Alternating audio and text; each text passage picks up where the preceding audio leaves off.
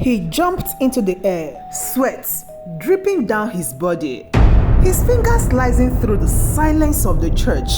He's not alone. Another man lifts him effortlessly. Two grown men in tutus dancing before the wooden cross. What kind of man dances like this in his father's church? People aren't gasping because he's graceful. They are gasping because this was not supposed to happen. Not here, not from him.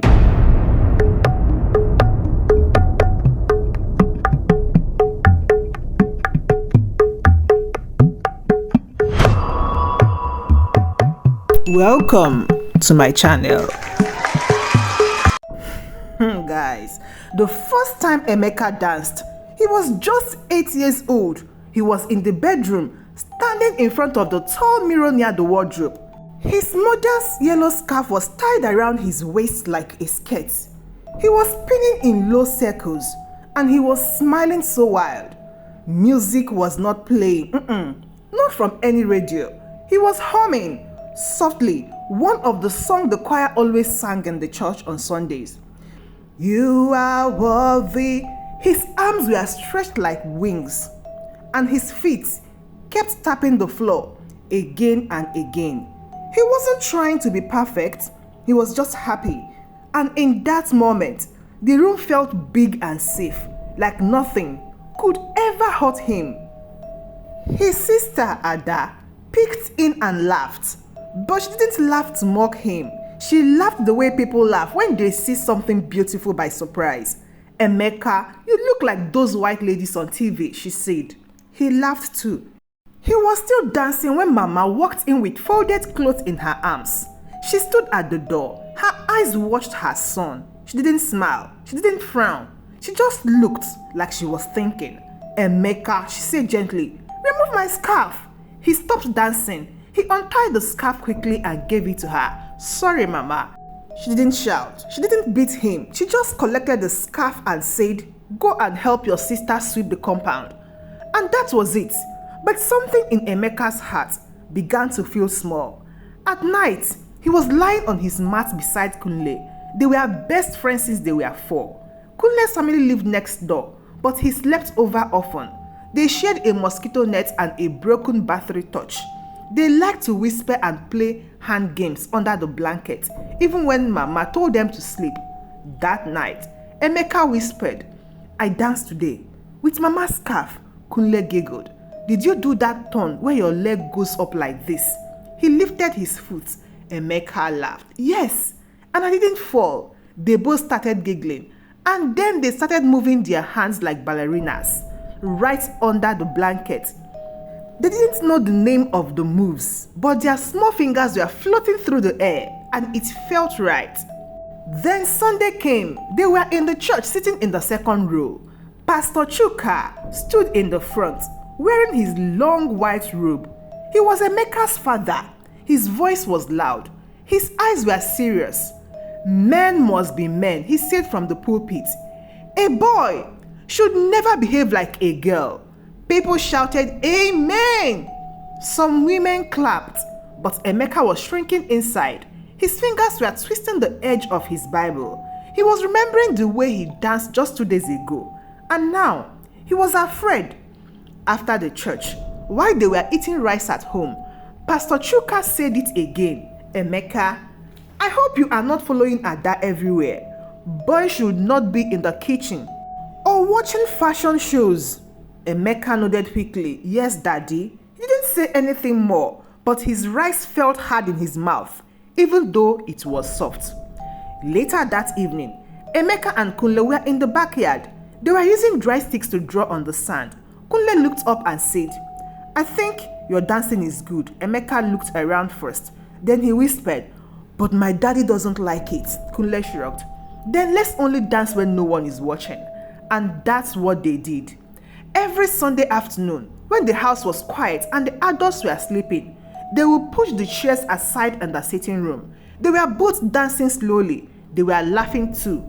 Kunle was clapping while Emeka did tiny jumps. They were creating their own world, one where nobody shouted, One where they were free, but deep inside, Emeka was still wondering if something was wrong with him. And even though he was smiling, a small voice was whispering in his heart, "You can't hide who you are forever." By the time Emeka turned 16, things had changed around him. His voice was getting deeper, his arms was getting longer, but inside, he still feels like the small boy who danced in the mirror. Only now, it was harder to smile. People were starting to say things. In schools, boys laughed when Emeka walked past. They called him names.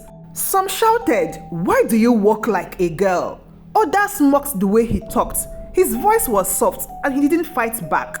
He was walking on eggshells every day. He didn't want trouble, so he kept quiet. He tried to be invisible, even though he was always being noticed. At home, things were worse. Pastor Chuka was always watching him with sharp eyes. Even small things, like the way Emeka folded clothes or held a cup, became a problem. "Why are you bending your wrist like that? Sit like a man, stop walking on your toes." Emeka was trying to change. He really was. He signed up for football in school because his father said real boys play ball, but he couldn't kick the ball well. His legs felt too stiff and he was always falling. One day, a boy pushed him down hard and he scraped his knees. When he got home, blood was running down his legs, but Pastor Chuka just said, "Good, maybe now you'll toughen up."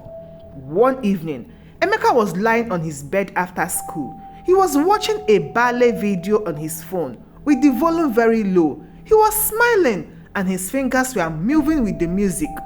The girl on the screen was wearing a white tutu and dancing on her toes like a feather in the wind. Then the door opened.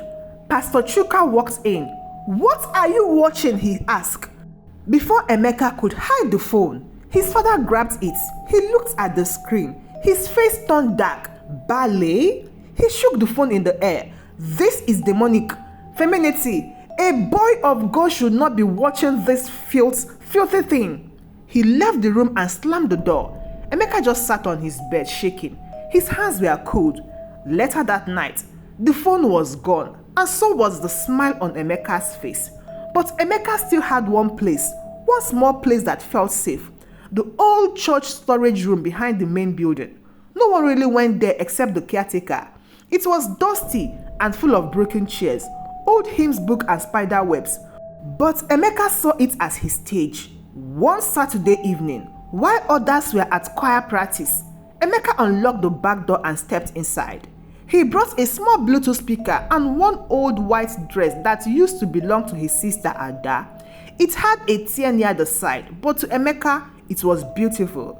He wore it over his shorts and started dancing. The floor was rough and the space was small, but he didn't care. He was twirling, he was jumping, he was free. The music was soft and his movements were slow and careful. He was imagining a world where no one laughed at him and no one shouted at him. And then a sound. The door creaked open. Emeka froze, but it wasn't his father. It was Kunle. Kunle stood at the door watching. He didn't laugh. He didn't speak. Then he smiled. "Teach me," Emeka blinked. "What?" Kunle stepped inside and closed the door behind him. "Teach me how to dance." And so they started dancing together. Every week, they met in that small storage room. Sometimes they played soft music. Sometimes they just hummed. Kunle was not perfect at first, but he kept trying. They would laugh when they got the steps wrong. They would fall sometimes and hold each other to stand up again. And each time they danced, Emeka's chest felt warm. One day, they finished dancing and they were both lying on the floor, tired and breathing hard. Kunle turned his head and looked at Emeka. "Do you think we'll ever dance in front of people?" Emeka shook his head. "They'll never let us." Kunle was quiet for a moment. Then he said, "Maybe not now, but one day." Emeka smiled, but deep inside, he was scared. One particular hot Thursday afternoon, Emeka and Kunle had just finished practice in the storage room. They were laughing softly and wiping sweat from their faces with old rags. Emeka was still wearing the white dress over his shirt because they were rushing. They didn't hear the footstep outside. The door was slightly open and someone was watching. His name was Bolu, a boy from the church youth group. He had come to borrow drumstick for practice, but instead, he saw Emeka spinning in a dress. He saw Kunle clapping and laughing. Bolu didn't say anything. He just turned and walked away quietly, but with a smirk on his face. By Sunday morning, the whole youth group was whispering. They were sitting on the third row, passing nose and looking at Emeka. Some girls giggled, some boys raised their eyebrow and shook their head. Emeka felt it. He could feel it in the way people stared at him, like he was something strange. Even during the sermon, Pastor Chuka said, "There are spirits entering our children. Some boys are becoming like girls. We must pray hard." And Emeka knew. He knew this was about him. That night, after dinner, the storm came. They were sitting around the dining table. The food was quiet. No one was talking. Then Pastor Chuka dropped his spoon. He looked straight at Emeka. "Is it true?" he asked. "Are you one of them?" The room froze. Emeka looked at his mother. Her hands were trembling. He looked at Ada. Her lips were tight. He looked back at his father. He didn't say yes, but he did say no either. He just nodded once. The next moment was loud. Pastor Chuka stood up quickly. His chair fell backwards and hit the floor. He grabbed the nearest plate and smashed it against the wall. "God forbid," he shouted. The sound made Emeka jump. His heart was beating fast. His mother gasped and covered her mouth. Then she started crying, softly at first, then harder. Ada reached for her hand. "Daddy, please," she started. "Keep quiet," Pastor Chuka yelled. "This is my house, and I will not be disrespected." Emeka was just sitting there. His eyes were wet, but no tears were falling yet. He wanted to speak. He wanted to say, "I didn't choose this." He wanted to say, "I'm still your son," but his mouth wouldn't open. Later that night, the whole house was quiet, except for the sound of Emeka's mother sobbing in her room. Emeka sat alone in the dark sitting room. The broken pieces of the plates were still on the floor. No one had picked them up. The next morning, before church, Pastor Chuka called Emeka aside. "You will no longer stand with the youth choir," he said. "You will not teach Sunday school. You will sit at the back, and you will not speak." Emeka nodded. His hands were shaking behind his back. That Sunday, Emeka sat in the last row. People turned around to look at him. Some smiled, but it wasn't a kind smile. Others just stared at him. Kunle looked back at him once. Their eyes met. Emeka gave a small nod, and Kunle looked away, like he was afraid. Emeka sat through the whole service in silence. The singing, the clapping, the prayers, all of it felt far away. His body was inside the church, but his heart was somewhere else. And as the final hymn echoed through the hall, Emeka closed his eyes and whispered, "Maybe God sees me, even if they don't." After that Sunday, Emeka's world became smaller. He was still going to church, but he was sitting alone at the back. He was no longer allowed to sing or teach. Some people in the church had stopped greeting him. Others only spoke in short, cold words. But his mother, she never stopped watching him. She didn't say much during the day. She cleaned, cooked, and followed her husband's rules. She didn't argue or shout, but at night when everyone was sleeping, she became someone else. She would knock gently on Emeka's door and slide a small tray of food under it. Yam and egg, okra and fufu, sometimes even a sweet mango from the tree behind the house. Eat before it gets cold. Then she would walk away quietly. One evening, after the house was dark and quiet, she did something different. She came in and sat on the edge of Emeka's bed. He sat up quickly, thinking something was wrong, but her eyes were soft. She was holding a shoebox in her lap. She placed it in his hand and whispered, "Open it." Emeka lifted the lid slowly. Inside was a pair of small ballet slippers, white, worn but beautiful. They looked like something from a dream. Emeka's mouth opened, but no words came out. His mother smiled a little. "They were Ada's long ago," she said. "I cleaned them. They should fit you now." Emeka held the shoes like they were made of glass. "Why are you giving me this?" he asked in a small voice. She touched his hand gently. "Because you still have dancing in your eyes." She looked around the room, then at him again. "When I was your age," she said, "I used to sing. My voice was strong. I wanted to join a music group in school." Emeka was listening closely. "But when I met your father, everything changed. He said a pastor's wife should not stand on a stage." So I stopped. Her voice became softer. Sometimes when I'm cooking or sweeping, I still hum the song I used to love, but it's not the same. She looked down at the slippers in Emeka's hand. I don't want you to lose your light, like I lost mine. Emeka was quiet. His chest was heavy, but in a warm way. He leaned his head on her shoulder. She didn't move away. They sat like that for a while, not saying anything, just breathing, just listening to the night. Then she whispered something he would never forget. God doesn't make mistake, not with hands like yours. From that night on, Emeka held his slippers close, didn't wear them to church, didn't dance outside. But in the small storage room where the light was dim and the air smelled like dust, he was dancing again, stronger now, braver now. And every time he spun or leaped into the air, he imagined his mother's voice saying, "Keep your light, don't lose it for anyone." The flyer came on a windy Thursday morning. Kunle found it first. He was helping his uncle clean a school hall when he saw a colorful paper stuck to the wall. It said, National Youth Ballet Program. Audition open for dancers aged 13 to 18. All genders are welcome. Kunle tore it off carefully and ran straight to Emeka's house. They sat under the mango tree, reading every word. The audition was in the city, just 1 hour away. It will happen in the same weekend as the church youth Sunday, but they didn't notice that part yet. It's real, Kunle said, almost whispering. They are picking 20 dancers across the whole state. Emeka's heart was already beating fast. His fingers were holding the flyers gently, like it could fly away. You think we can try? He asked. Kunle looked at him. Try? Emeka? We've been dancing since we were kids. Of course we can try. Emeka smiled. But then he frowned. My father, he can never know. Then we won't tell him, Kunle said. They practice every day after school. They use the storage room and sometimes a quiet classroom in Kunle's school when the teacher had left.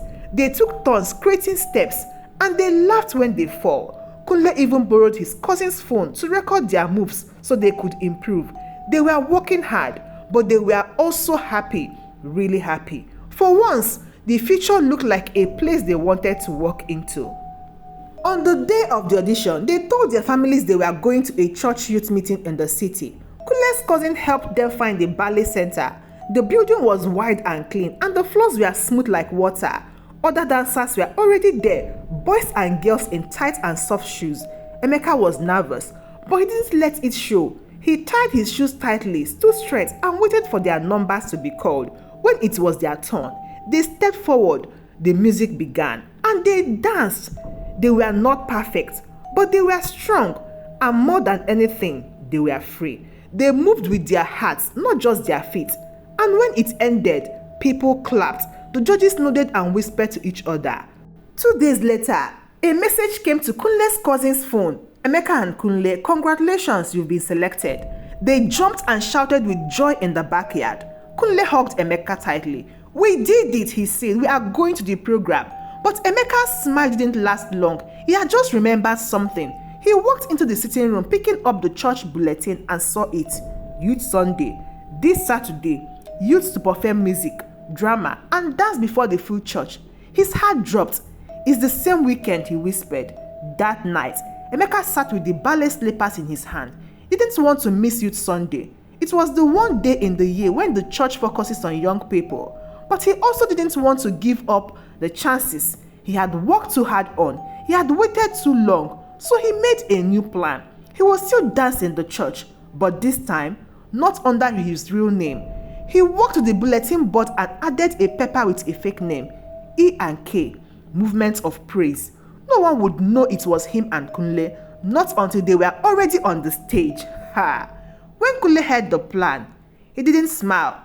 Are you sure? He asked. Yes, Emeka said. Kunle looked down. He was holding his backpack tightly. This might destroy your father, he said. Emeka looked at him carefully. Then he said something soft but strong. It might save him. They stood there in silence, the breeze blowing through the open window. 2 boys, 2 hearts, full of fear and fire. And behind them, the church walls stood waiting. It was Saturday morning. Youth Sunday had finally come. The church was full. Mothers in colorful head wrappers were sitting in one side, fanning themselves. Fathers in starched shirts sat on the other end, holding their Bibles tightly. Children were dressed in white and blue, ready to sing and dance. Everyone was smiling and clapping, waiting for their children to perform. Pastor Chuka stood at the front, his face calm but nervous. He didn't know Emeka was part of the program. He didn't even know that the paper titled E&K, Movement of Praise, meant his own son. Behind the curtain, Emeka and Kunle were waiting. Their hands were sweating and their shoes felt too tight, but they were breathing slowly. They had practiced for this moment. They had prayed in silence, and now they were ready. The announcer came up and read the name. Next performance, Movement of Praise, a dance offering to God. The curtain opened. Soft music began, and Emeka stepped onto the stage. Kunle followed him. The church felt quiet. People were not sure what was happening. No drums, no loud singing, just two boys in white outfits standing in the middle of the altar. Then Emeka lifted his arms and he began to move. He spun slowly, gracefully. Kunle lifted his head and turned too. They moved together like birds floating in the sky. Their hands were reaching up. Their feet were gliding across the floor. It was soft. It was strong. It was beautiful. At first, the congregation just watched. No one clapped. No one said a word. But eyes were wide. Mouths were open. The mothers were holding their fans still. Some children leaned forward, forgetting to blink. Then someone whispered loudly, "Wait, is that Pastor Chuka's son?" The whisper spread like fire. More hands turned. More hands covered mouth. And then Pastor Chuka stood up from his seat. His face was stiff. His eyes were locked on Emeka. He was breathing hard, but he didn't shout. He just stood there. His hands touched his chest gently, like something inside was breaking or waking up. It was anger. It was something deeper. Maybe a shame. Maybe a regret. Emeka saw him, but he didn't stop dancing. He closed his eyes and stretched both arms towards the ceiling. Kunle lifted him gently by the waist. And in that moment, Emeka felt like he was flying. Like the pain, the hiding, and the fear were falling away. Like this movement was his prayer. Then something strange happened. Emeka's mother stood up. She didn't cry. She didn't speak. She just clapped once. Then again, the sound echoed in the church. People turned towards her. She kept clapping, slowly with tears in her eyes, and her head held high. Then the choir boy stood. He was young, maybe 10. He clapped too. Then 2 girls from the youth group joined in. Then 3 more people. Then 5. Soon, the whole church was clapping. Not loud, not wild, but low and steady, like a heartbeat. Emeka was still dancing. His arms were shaking. Tears were in his eyes, but he didn't stop. Kunle held him gently, guiding the last turn. The music faded. The dance ended, and the 2 boys stood in the middle of the altar, chest rising, legs trembling. The church was still clapping, but now it felt different. Not shock, not anger. Something had shifted. Pastor Chuka sat down slowly. He was quiet. His face was soft, like the wind had touched it. And for the first time in a long time, he didn't see his son as a problem. He just saw him as a boy, his boy, who was brave enough to be seen. After the dance, the church was no longer the same. Some people were still clapping days later. They said it was the most honest worship we've ever seen. They smiled at Emeka and Kunle when they passed by. But not everyone felt that way. The next Sunday, 4 families didn't come to church. The pews were half empty. The offering basket was lighter than usual. And the whispers began. In the market, a woman was saying, "Is that not the pastor whose son dances like a girl?" In the barber shop, men were laughing. He should step down if he can't control his own house. Even in front of the church gate, 2 elders were shaking their heads. "This is not the way of God," one said. "It will ruin the children." Inside the church, Pastor Chuka was hearing it all. He was still preaching, but his voice was weaker now. He looked tired. His words were not rising like before. He would pause in the middle of his sermon, like he was searching for something but couldn't find it. On Tuesday, the church elders called a meeting. They sat in the front pew, dressed in grey suit and long gown. They asked him to sit down. One of the older men cleared his throat and said, "Pastor, we must speak plainly. This is not just about your son. This is about the future of the church." Another added, "Members are leaving. Nations are falling. Children are asking questions. You have to make a choice. Then came the words that cut deep. Remove your son from all church activities or step down as a pastor. The room was silent. Pastor Chuka did not speak. He nodded slowly and stood up. Then he walked out. That night, he couldn't sleep. He was lying in bed, staring at the ceiling. His wife was turned to the other side, quiet. The house was still, but his mind was not. Just before dawn, he got up and went to the church. The sky was still dark. He opened the wooden doors and stepped inside the sanctuary. It was cold and quiet. He walked to the front where the altar stood. He looked up at the big wooden cross. Then he did something he hadn't done in years. He knelt down. His hands were shaking. His chest was heavy. He closed his eyes and whispered, "God, have I been preaching love while hating my own child?" He stayed there, kneeling for a long time. Tears were falling. He wasn't shouting. He wasn't praying in tongues. He was just crying. The next Sunday, the church was full again. People came because they had heard about something was going to happen. Pastor Chuka walked to the front slowly. He wasn't holding a Bible. He wasn't wearing his long white robe. He stood behind the pulpit and looked at the faces in front of him. Then he said, "I want to speak not as your pastor, but as a father. I have been leading this church for many years. I have shouted about sin. I've warned people about the devil. I've prayed loud prayers and preached strong words." He paused. "But last week, my own son danced in this church, and I saw something I had never seen before. I saw courage, I saw beauty, and I saw truth." He looked down, then back up. I realized I had been choosing my position over my child. I had been more worried about respect than about love. A few people gasped. One woman covered her mouth. "And so today," he said softly, "I am stepping down."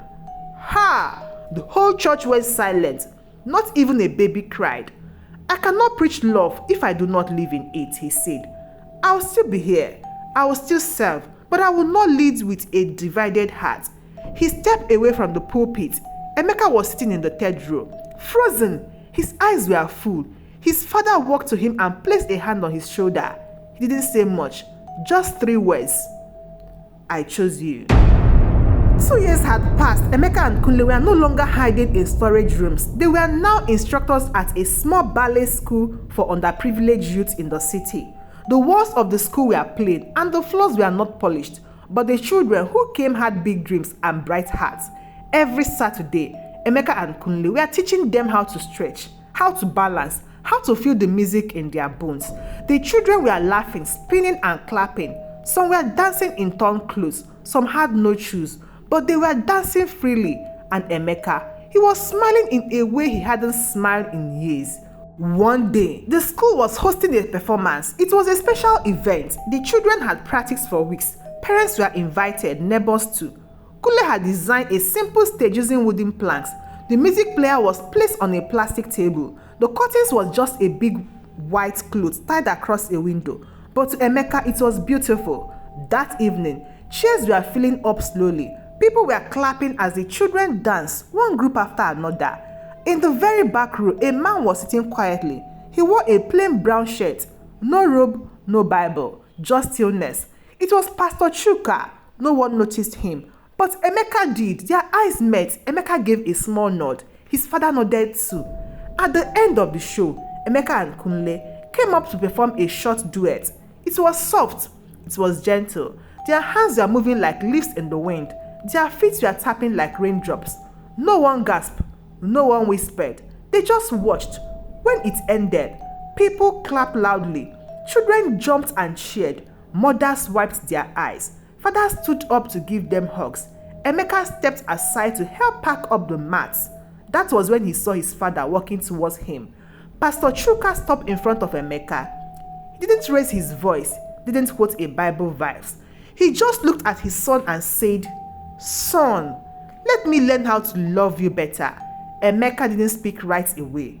His eyes were full. His heart was quiet. He stepped forward and hugged his father. It was not a long hug, but it was enough. Enough to say, "I forgive you." Enough to say, "I see you try." Later that night, Emeka stood alone on the open field behind the school. The moon was bright. The wind was soft. He was wearing his old ballet slippers. He took a deep breath and he danced. There were no pills, no stained glasses, no whisper, only the stars, only the sky, and only the peace. Not everyone understood Emeka. Not everyone clapped for him, but in the end, love made space, and that space, small and simple, became a sanctuary of its own. Thank you so much for watching, and please don't forget to share this story with your family and your friends whom I love to see them. Till I see you again in my next story. Goodbye.